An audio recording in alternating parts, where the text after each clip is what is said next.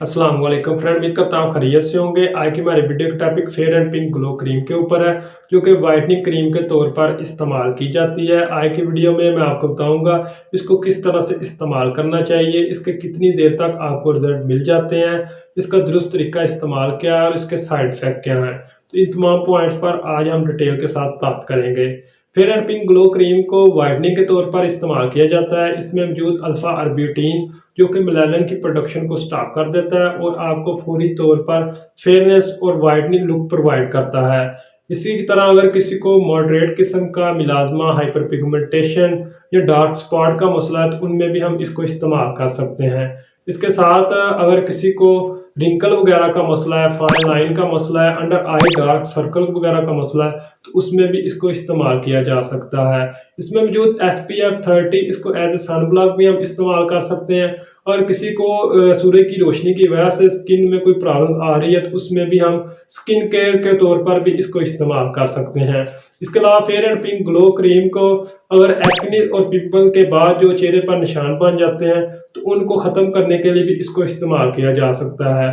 मुख्तलिफ तरह के लोगों में एजिंग फैक्टर की वजह से लाइन वगैरह बनना शुरू हो जाती हैं तो उनको ख़त्म करने के लिए भी इसको इस्तेमाल किया जा सकता है। इसके अलावा किसी की स्किन अनइवन है, यानी कि एक तरफ से डार्क है दूसरी तरफ से वाइट है, तो उसको भी नॉर्मल करने के लिए इसको इस्तेमाल किया जा सकता है।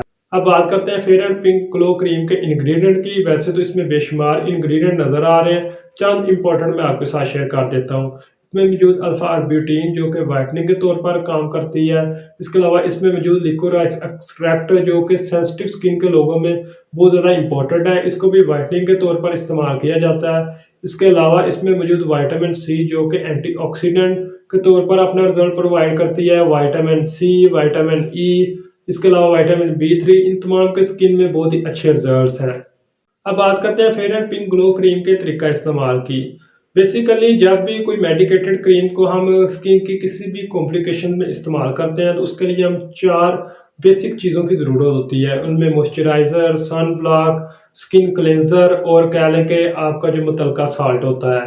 तो इसमें 2 तो ऑलरेडी अवेलेबल हैं, यानी कि ये मॉइस्चराइज़र के तौर पर भी काम करती है और सन ब्लॉक के तौर पर भी अपना रिजल्ट प्रोवाइड करती है। तो इसके साथ हमें सिर्फ फेस वॉश या फेस क्लींजर की ज़रूरत है, तो वो अपनी स्किन के हिसाब से एडजस्ट करें और इसको इस्तेमाल करने के बाद अपनी स्किन को खुश्क करें। इसकी बिल्कुल हल्की सी क्वांटिटी अपने चेहरे पर सुबह और शाम 2 टाइम इस्तेमाल कर सकते हैं। इसको 2 से 3 माह तक ही इस्तेमाल करना चाहिए या उस वक्त तक इसको इस्तेमाल करते रहें जब तक आपको इसके मैक्सिमम रिजल्ट नहीं मिल जाते।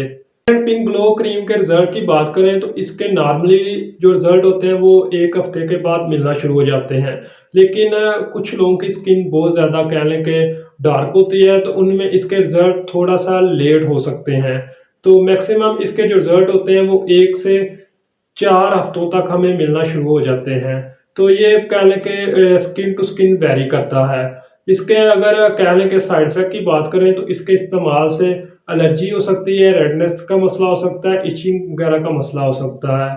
तो इन साइड इफेक्ट से बचने के लिए आपको चाहिए कि पहले आप स्किन का पैच टेस्ट करें।